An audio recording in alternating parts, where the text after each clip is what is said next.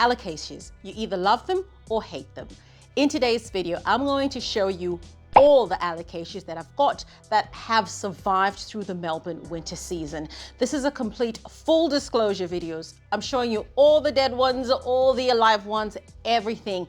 Nothing will be left unrevealed. And I'll show you some tips that I'll be doing to keep my plants alive going forward. Let's jump into it. First up is this plant over here. I actually don't know what plant this is. There's an alocasia there. It's right there. It's a corm. When I press on it, it's still quite firm, it's still quite viable. That's the root system there, looking very much alive. So what's happened with this particular alocasia is winter came and the plant actually became dormant and it shed off all its leaves. They went yellow and they died, but the rest of the plant is still up there. We're now in spring in Melbourne, so I am very hopeful that this plant is going to survive. So I'm thinking that I'm going to make this an annual thing, right? Every start of spring, I'm going to gather all the alocasias that I've got and I'll show them to you and we'll do a little tally, what's alive and what's dead. I've done a previous video like this one, it's linked up above, where I show you all my alocasias in spring, and I have a little rant about the fact that I love alocasias so much, but they just let me down so much and they just break my heart all the time. But you know, that's what we're going to do. So I think it's a lovely tradition to have, and that's what we will be doing. This one right here is my little pink dragon. That's a pink dragon there. You can see those gorgeous little pink stems and those leaves are looking really, really lovely. And the fact that it's in a little pot like this one's living in my Italian leca. You can see the nutrient solution dripping there. So this particular plant has got a very, very shallow reservoir. That's it, that's all it's got. I put it on there. And the fact that this plant is really small and there's lots of them in there makes me think that these were actually corms that I probably got from the mother plant and I just put in this leca and I germinated them directly in the leca.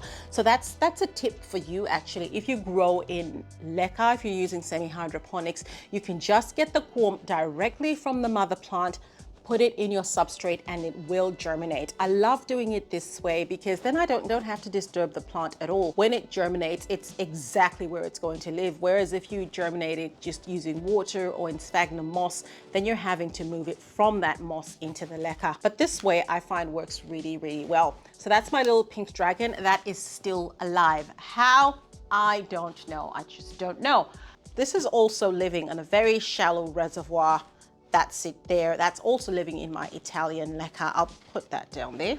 Looking at this plant tells me this is a black velvet. It looks like a black velvet. It's so easy to identify the black velvet. Some alocasia small plants are very, very difficult to identify, but the black velvet is just really quite iconic. Again, two small plants in a small pot telling me that these were probably corms that I pulled off from the mother plant. They're doing okay. There's a bit of leaf damage on that one, but I think that because it's now warming up, I think this should do well. So fingers crossed. This is my Alocasia amazonica, my Alocasia poly. This is living in a much larger pot, living in leca, of course, as well. And you can see that leaf over there. That leaf is, you know, it's got a little bit of yellowing to the edges there, which is telling me that this leaf is probably on its way out. But I've got this new leaf over there looking really, really gorgeous. It's still unfurling. This plant did not go dormant at all. And I'm not too sure why actually. I think it's probably just one of the sturdier, hardier alocasias. I didn't give it any special treatment whatsoever, but it was quite happy to keep living. And yeah, I don't know, I mean, hey, granted, it's only got the 2 leaves. Can't quite remember how many it had before, but the fact that it's still alive, it's putting out that gorgeous big leaf, makes me happy. That is this, believe it or not, is my Alocasia azulani. Look at that. Poor thing is just hanging on. This one is living in pon mixed with perlite. So I try all sorts of different media for my alocasias, and you can see, this one over, I keep bending it. There's that one over there. That was a leaf. That's just, there you go, gone. But I know the base is there and it's okay. It's quite firm. When I touch it, it's quite firm. It's not mushy like alocasias tend to be. So that's telling me that the main plant underneath that substrate is still doing pretty good. So I'm expecting that as the weather is warming up, this plant is actually going to regroup and come back to its Aslani joy. Can you imagine? Look at that. How heartbreaking is that? Alocasias are just, honestly, the thing as well is it's not that I can't keep them alive and I can't transition them. The transition to leca very, very well. They germinate in leca very, very well and they grow. The problem is, and I have identified this as a problem, is I can't give them the conditions that they need. Alocasias do not like to be cold, and it gets very cold in Melbourne in winter. And because I am not putting my heaters up 24/7, sometimes the temperature goes as low as 13 degrees, 9 degrees in the house overnight because I don't have the heating on all the time. So, plants don't like that. They're not happy. So up next is my Alocasia nebula. This used to be a nebula, right?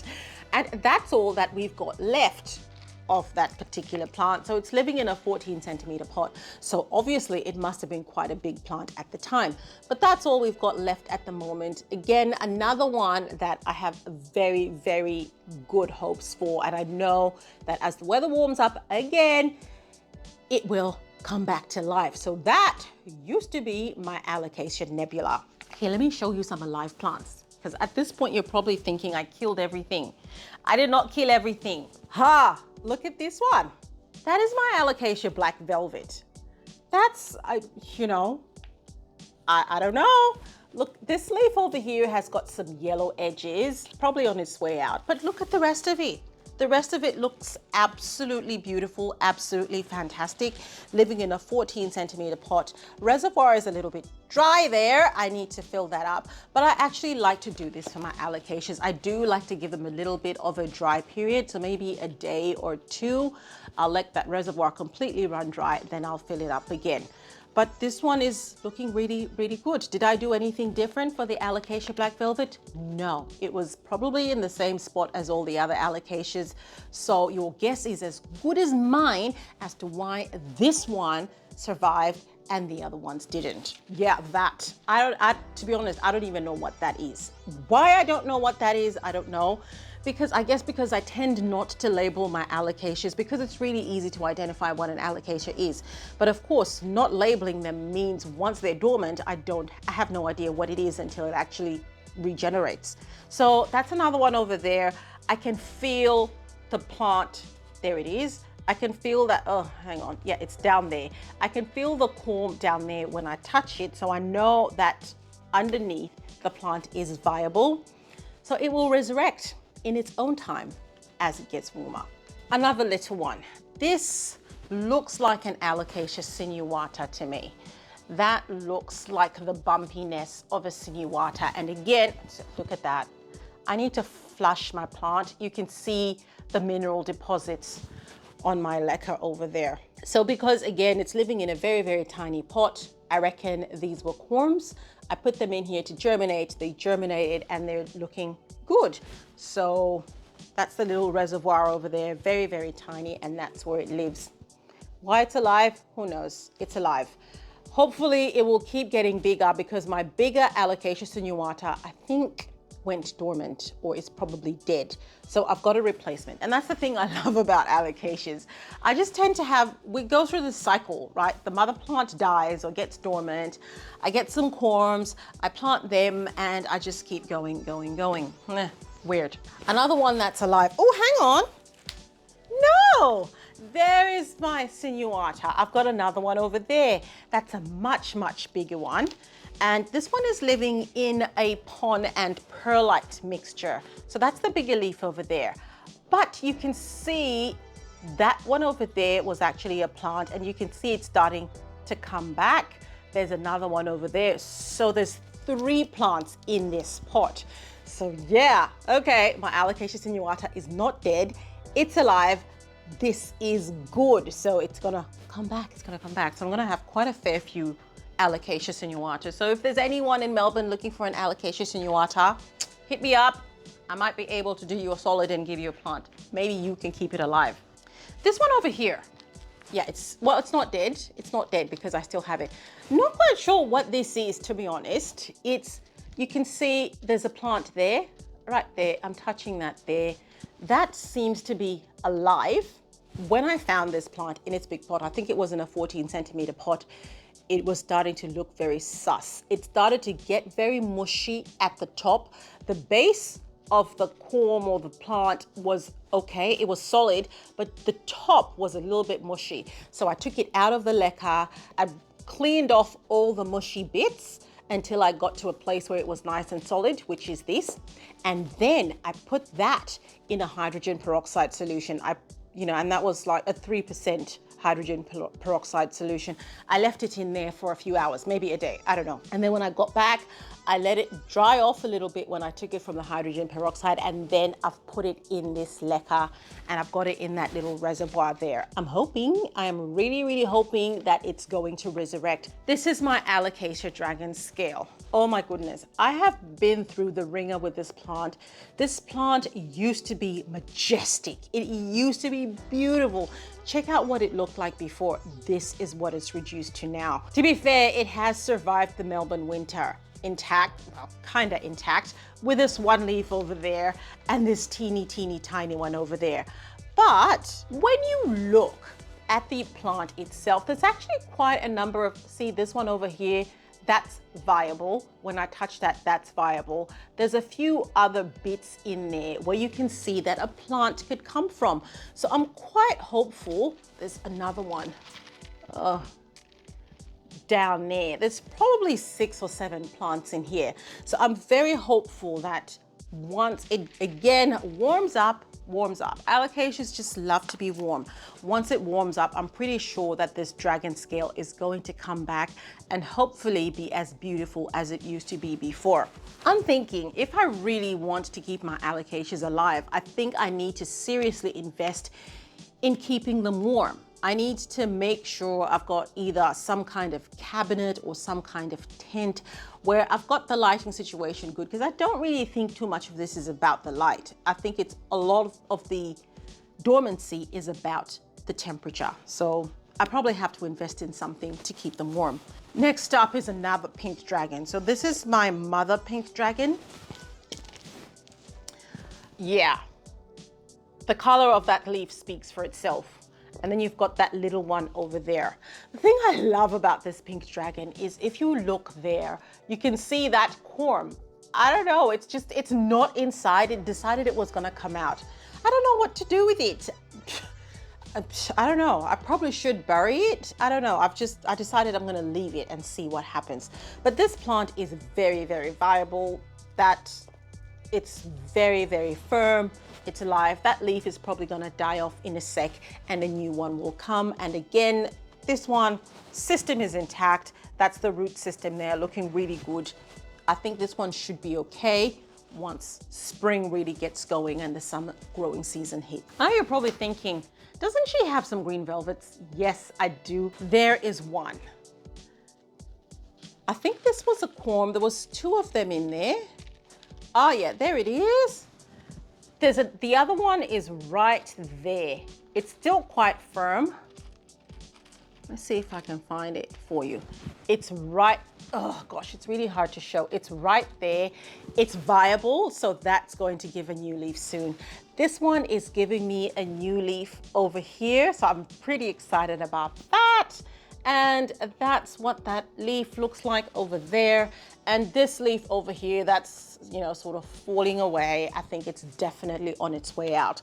But I'm really happy with this plant. I actually got this plant, I started off this plant as corms. So I think it's done really, really well. And I have it living in a pot with a wick. So this one's actually not a submerged setup like most of my other plants are. I've got this little thing down there. So my pot is actually suspended on top and it's only accessing the nutrient solution via the wicks. You can see that gorgeous, oh, let me put that down. You can see that gorgeous little root over there. It's looking fabulous. So I put that in there, and that's just, again, I keep trying different things. I like to try different ways of growing different plants just to see what method works better for what particular plant. So I'm quite liking this wicking method for these alocasias. I think it's working really, really well. So probably once I get my temperature sorted, I might look into getting pots that actually allow the wicking to happen and not have a submerged method for my alocasias. That's probably something to look into. I'll show you my other big mama variegated alocasia. You might remember this plant. It looked really, really well. This is what it looked like before. It was gorgeous. Look at that. Look at how amazing that looks. I mean, this leaf is clearly on its way out. You can see all that yellowing there, but it is leaving me a present.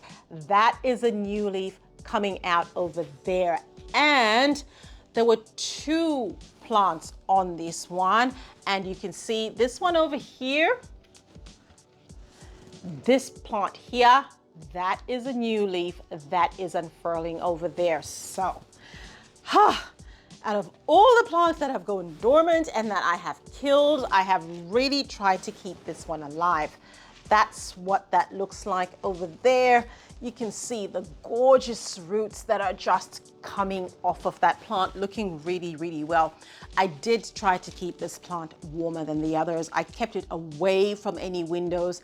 I tried to shield it and keep it as warm as I could. You know, this is the best that I could do. And I think I can live with that.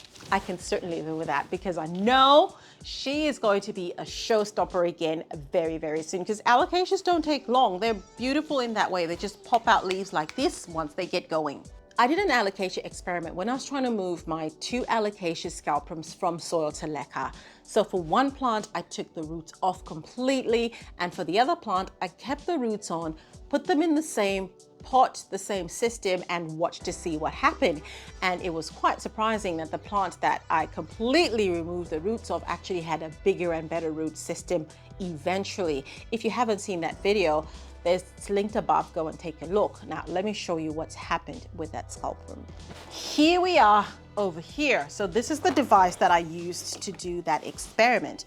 And that is my scalprum plant over here. So this plant is really, you can see that leaf is a bit unhappy on its way out. That's the other leaf over there. It's okay. It's hanging on. This plant is still very, very viable. There's the second plant over there somewhere. I can't see it, but it's there somewhere. So that's my one leaf there. That's viable. This leaf is a bit unhappy. The second plant is in there somewhere, but you know, it went dormant because this thing was actually living right next to a window. So what did I expect? It was very, very cold. You will never guess what this plant is. Look at that. There's a new leaf coming there. There's a lot of, I think there's about 3 or 4 plants over there.